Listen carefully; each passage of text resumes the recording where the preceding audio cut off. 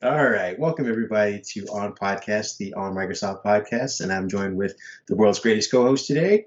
Arif Bacchus, and I'm joined with Kareem Anderson.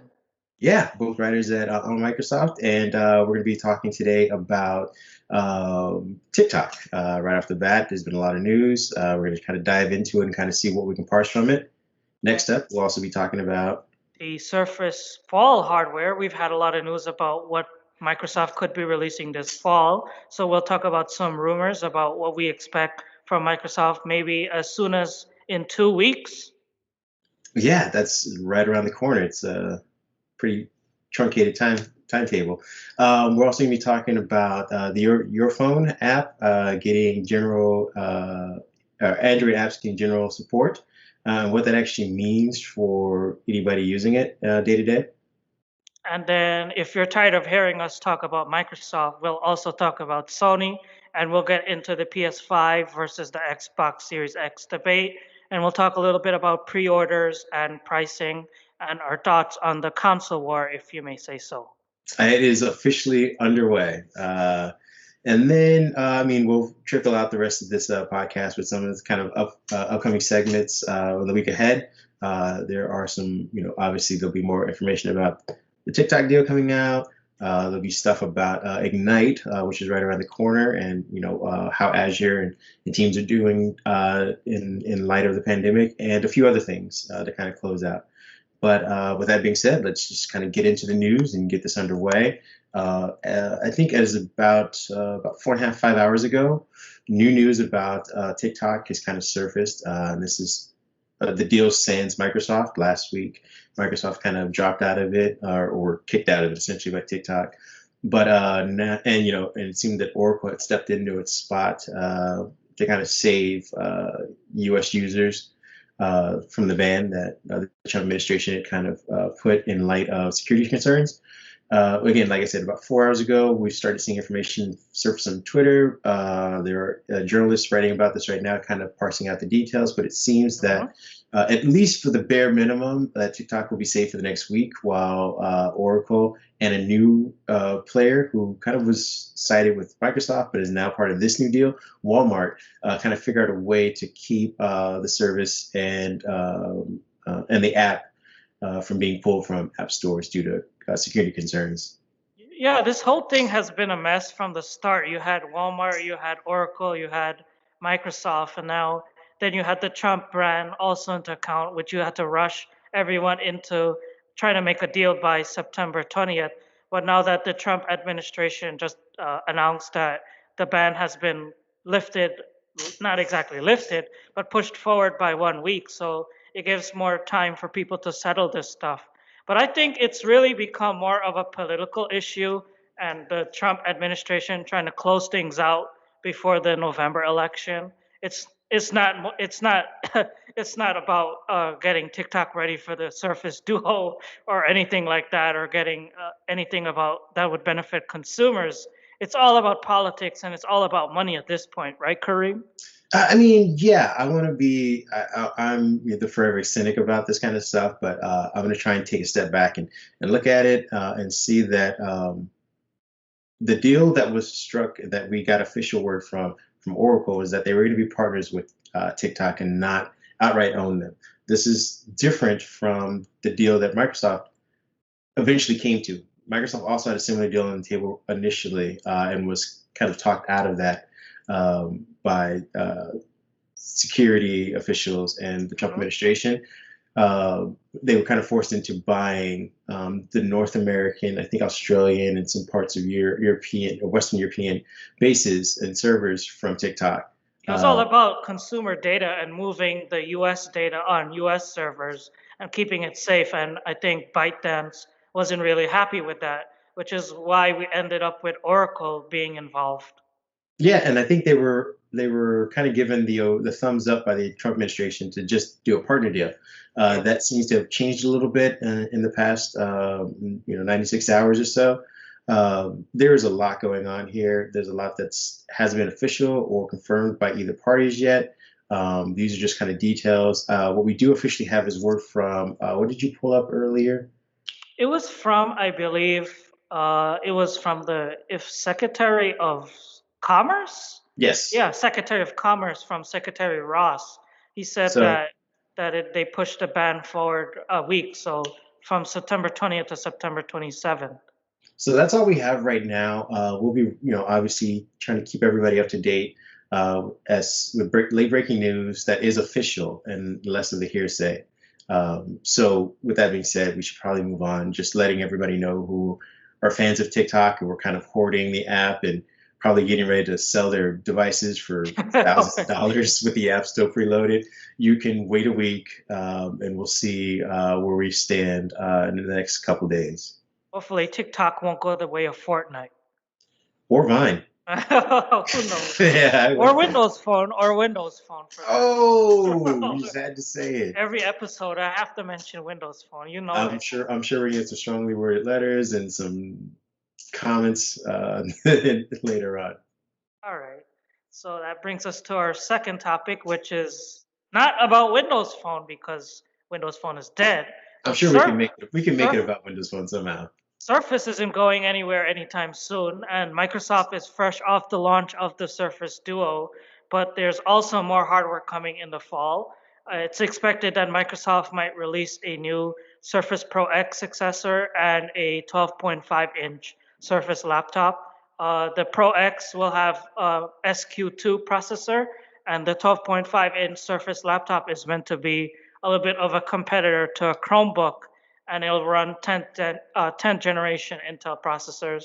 And it's supposed to be really cheap at around $600. Have any thoughts on that, Kareem? $600 isn't really cheap, but it's cheap for Surface It's prices cheaper and than the Surface hardware. Duo. It's not $1,400. You got a point. I just want to make sure. I want to make sure that everyone that's watching and listening know that we understand that $600 isn't cheap, but it is cheap for the Surface hardware line. And I mean, they make quality products that last. So for anybody who is looking to maybe redo a home office on the cheap, study from home for the remainder of this year or in the next year. I think this is a good option to kind of to reach this price point, to reach this thing. I know they're probably going to do the same thing they do every year where they throw 4 gigabytes of RAM into it with, limited storage capacity, and that's the $600 one. So we'll keep an eye out. I'm sure the one that everyone's going to want to get is probably closer to 8, pushing 8 or whatnot. But again, that's not bad for touchscreen device. It's a little small, a little more portable. And once you get the what is that the dock, you can basically start powering monitors and start getting some real work Yeah, kind of done. because I'm looking forward to they trying it did out and testing they it. did say that the design would Zach from Windows Central said that the design would be the same as the 13 and 15 inch, but I believe it was Thoreau that said earlier this week that they might remove the Windows Hello IR camera and put a fingerprint sensor for login instead, which isn't all that bad, but still you have to make some cuts for that price, right? Well, and I mean, let's be honest. Like, we're not going anywhere right now where we need bioauthentication security. Yeah, Like, we're not you're at waiting. your home, yeah. Yeah, unless you have some stuff on your computer that you want your brothers and sisters seeing or your parents to know about, you can basically leave it password unlocked and unprotected and flip it open and get right to business. As long as the sleep wake isn't an issue, I think it's fine for right now. And the fingerprint reader, I've been testing out Lenovo's and Dell's and HP's, and they default to the fingerprint reader, and it works just as well. Yeah, that's what you expect for $600, like I was saying. I mean, yeah, you do get security. You just don't get the cool camera. So you Oh, think, I mean, that does bring up. We should keep an eye on this. If they're getting rid of the IR reader, are they also going to be putting in a mashed potato 720p I uh, mean, camera in there? I don't think so because the cameras on the Surface Laptop 3 weren't really bad. I've done the podcast with it for the last 2 weeks, and no one said it's a potato webcam. No, but I mean, I mean, that's also put in behind the IR reader. I wonder if the clarity and pixels are part of that whole package. Like, if they take that out, is that another way to cut costs essentially? I have no idea. I can't say, but you know I would that hope. Dell has done a lot of with their webcams too. They made them smaller, so it's not like they have to put a super packed pixel like iPhone S4 No, four lens camera on the laptop. They could put like a super duper small lens and it'll turn out just fine. I'm just hoping that they keep in mind, because again, I know that Surface hardware is always 3+ years in the making. Right. Uh, that they keep in mind that just because they're lowering prices, people are using the webcams more these days. And I mean, again, for the foreseeable future, they'll be using webcams, and this should be a priority for everybody. I'm looking at you, Lenovo. I'm looking at you, Dell, and everybody else. Stop with these stupid cameras. Well, since things are tough now with the pandemic, I do expect for them to release like the Surface laptop 12.5 inch seems to be the perfect thing for someone to buy during a pandemic where you need something that's reliable, you need a good webcam, you need a good keyboard, you need good Wi-Fi, all those cores on the processor, and you need that speed. And a 12.5 inch Surface laptops really fits in well with all of that to me.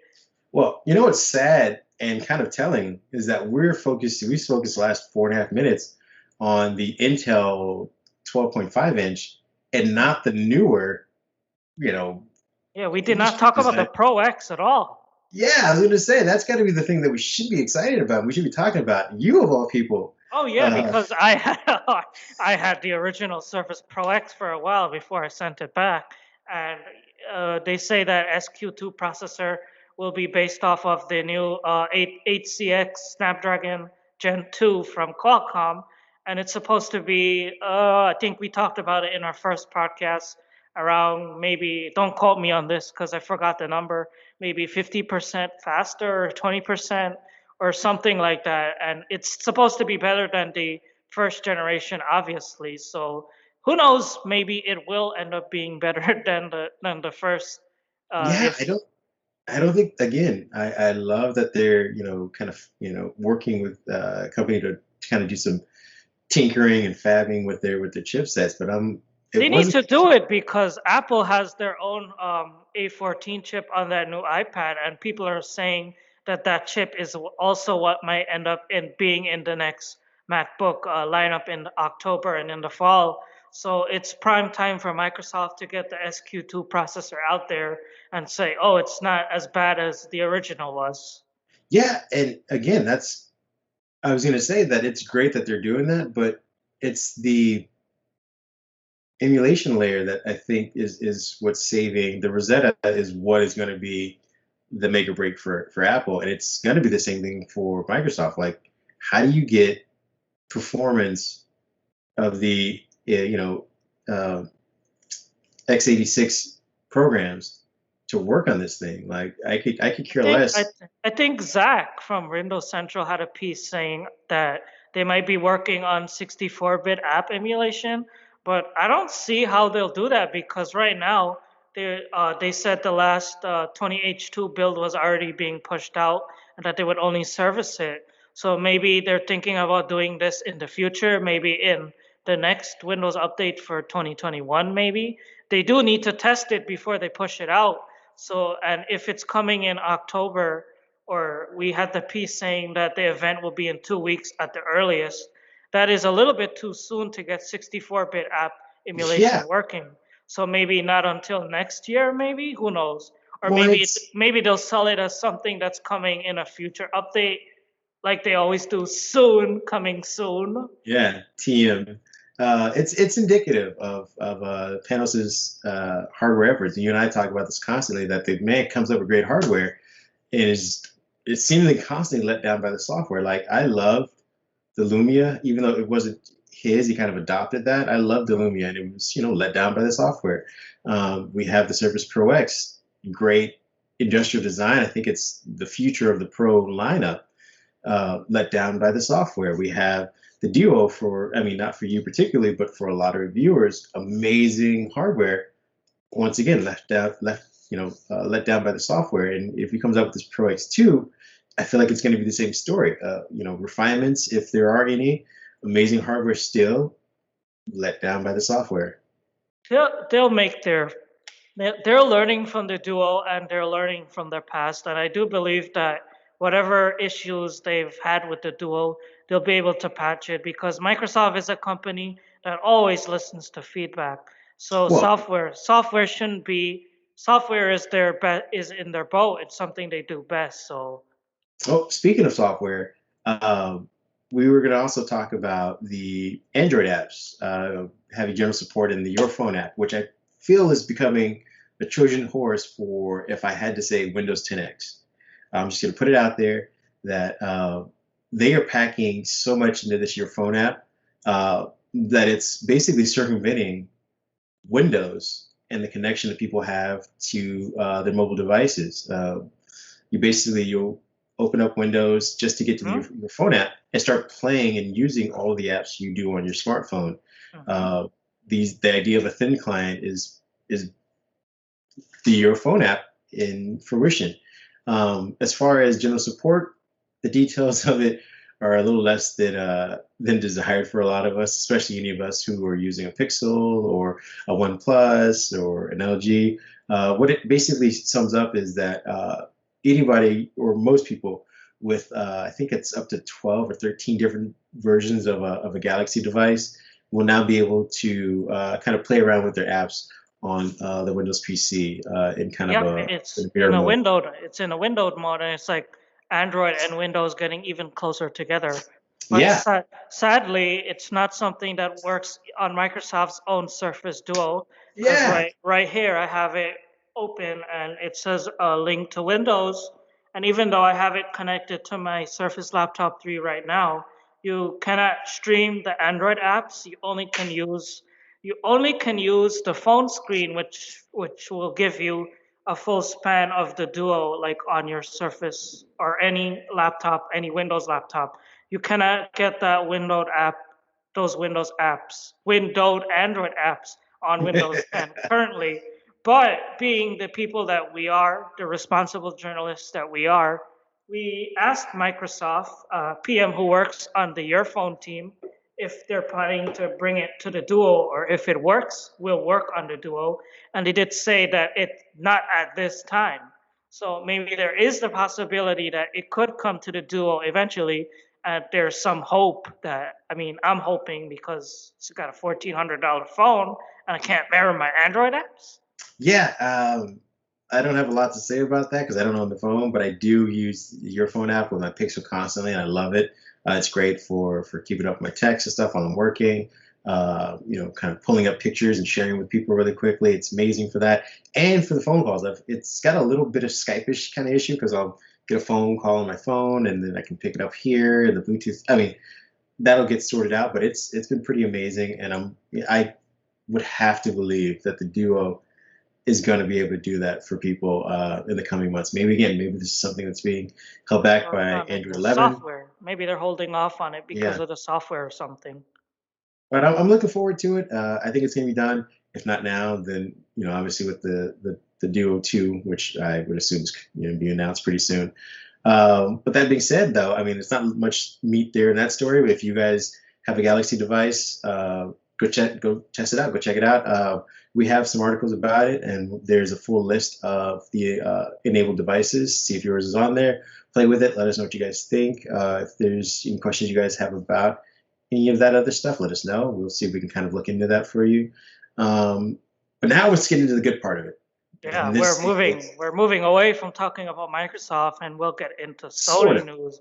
So if you're a Sony fanboy, time to tune up and listen up to us yeah, because sit up we'll straight. start I'm not. get those shoulders steady and Yeah, get get yourself a buckled drink of in. water. Get buckled in because we're going to start talking about the PS5, which Sony recently had their stream and they said that it would cost $400 in the US and it would launch on November 12th.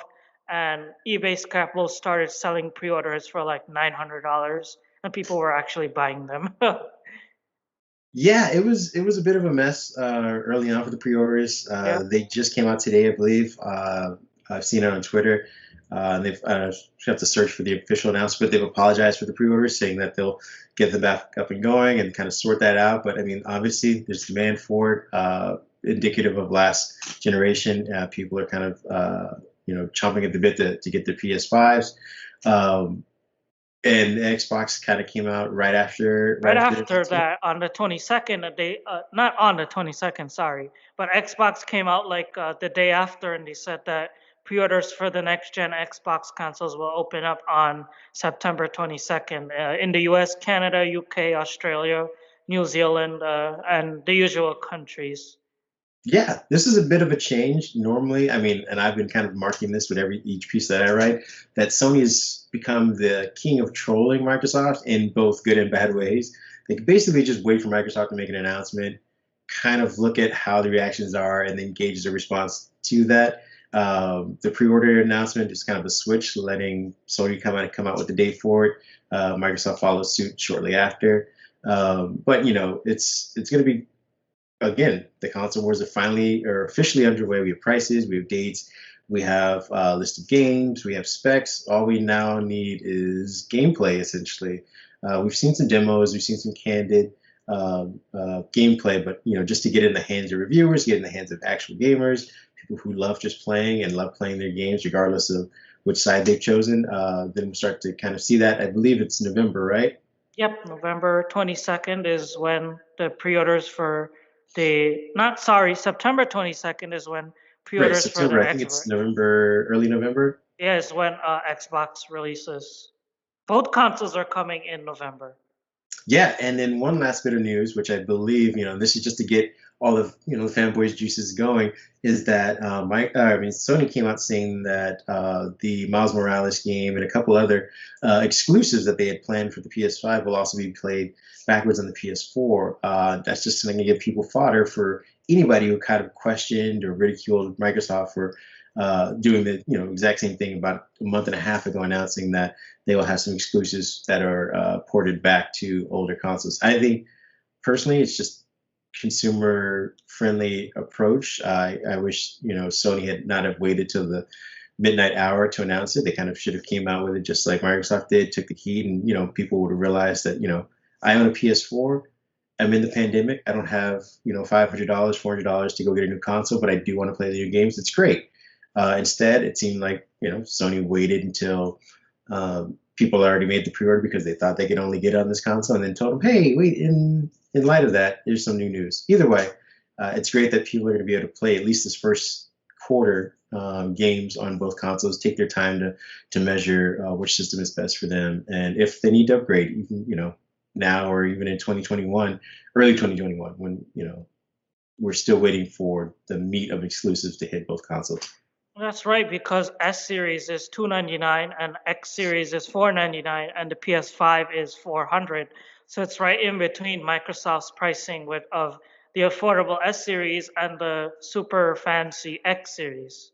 Yeah, we had a writer who Laurent, I yeah, yeah, Laurent's like it's too good to be true. The Xbox X series, and I love him. I S love him to series, death. But sorry. we go back and forth on this. I think it's great because it falls about $200 shy of the Xbox Series X, which is the what we consider the iPad Pro of consoles right now. And now you can get yourself essentially an Air, which is what Apple's already doing. People kind of praised them for it for that price. Sony kind of came out this weekend and said that lower price consoles don't sell well, despite having their own. I think and they're proving it right now with the pre-orders that I think they're at 2% for the lower price one, which is diskless, versus their core one, which has the PS5, which has the disc. People are willing to pay the higher price for them, but I think on the case for Xbox people, you get the library of X360. I think just the original Xbox One games, and you'll seemingly get the first quarter, first two quarters, maybe even three of 2021's lineup to play. You don't need to run out and buy the higher priced one, at least not right now. You can kind of sit back, save your money, and just kind of gauge when the game best exemplifies the system is right for you, then go purchase it then. I think it's pretty compelling, especially with their finance options. If you can pay about a little under $30 to not only have access to xCloud, to Game Pass, to Xbox Live, and the hardware, and it does everything that the Series X does, sans some ray tracing and some teraflop usage. Why not get it? Yeah, but for me, like I tweeted a couple days ago, my tweet got some traction. I just said it's pick a side and be happy and don't start a war. It's like iOS versus Android, Windows versus Mac, Xbox versus PlayStation. Just pick a side, be happy. Don't burn the world down. You have a console, it plays your games. Just be happy. Don't ruin other people's happiness with all this fanboy, fan war stuff. Yeah, I agree. Pick your games, play them where they best are best suited, and have fun So at the end of that's the day. enough about the games and Sony. Let's get back on track to the week ahead, right, Kareem? Week ahead, yes, correct. In the week ahead, let me see what we have in our notes here. I know that the biggest thing probably that you'll be seeing from our website and many other Microsoft centric blogs is Ignite. Yep. I'm a little saddened by not being able to kind of go there. It was, kind of a cool meetup. I got to meet a lot of Microsoft execs and, kind of hang out and get some insider information. Also see some hardware. But they're doing it all digital this year, and they'll be talking at length about Azure as usual. Yep, But it's a I do two day digital all digital event for correct. anyone can watch it for free, and it's just a bit similar to Build with pre-recorded segments that you could click and watch. Yeah, which is going to be amazing. I do believe there'll be a focus on teams, especially all of the pandemic and everyone kind of being pushed Yep. into video conferencing and just sharing information in one consolidated uh, app. Hmm. So expect to see a lot about that. I know that they are going to probably have to talk a little bit more about cloud IT, which is always been a big focus there. Um, but back to Teams, we should expect to hear some hardware announcements as well. I know Lenovo came out a few weeks ago, with their Teams devices. I know that Hmm. Microsoft has some other ones planned, some dedicated devices, which kind of will compete with what were was it the Zoom devices? Zoom rooms Yeah. or something like that. I know Google also pushed their own kind of like touchless and meeting devices too. Also, so you maybe Microsoft might get something similar, pushing it out there for Ignite because Ignite is all about IT folks, and IT folks really love that kind of stuff.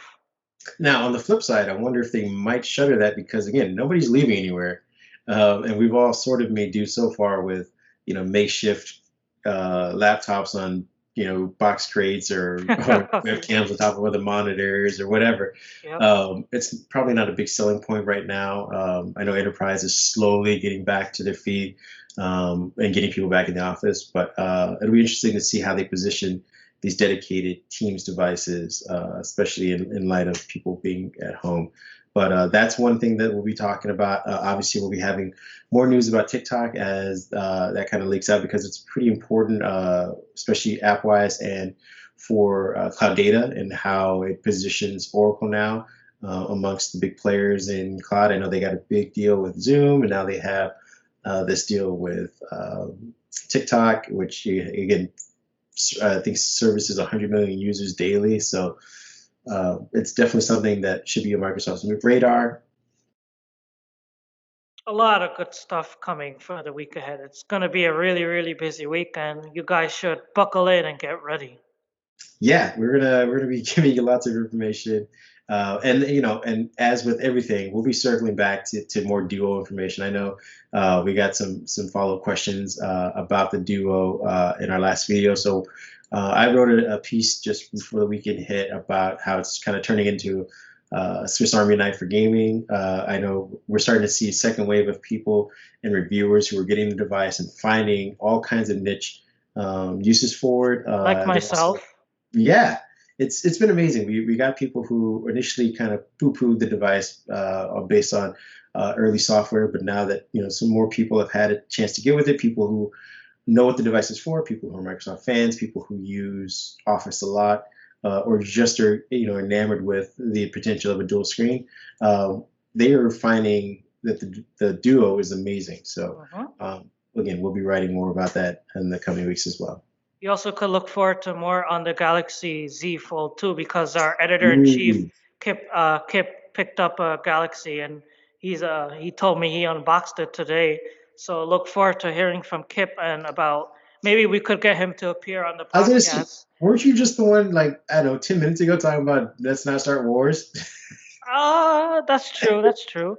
No, I'm But just kidding. I, I do I'm I not. do I'm want to not see the it. one starting the war. Like everyone who reviewed the Duo, they ripped into it and they compared it to the Galaxy Z Fold and all those other phones. So it's Sure. be interesting if Kip could come on here and me and him could have a exchange of words about how my Duo compares to his Galaxy Z Fold. Yes. So if you want, you can also reach out via Twitter to on Microsoft and start placing your questions there. We'll try and get to them in the next whenever he comes on to review that. Yep. I think that just about does it.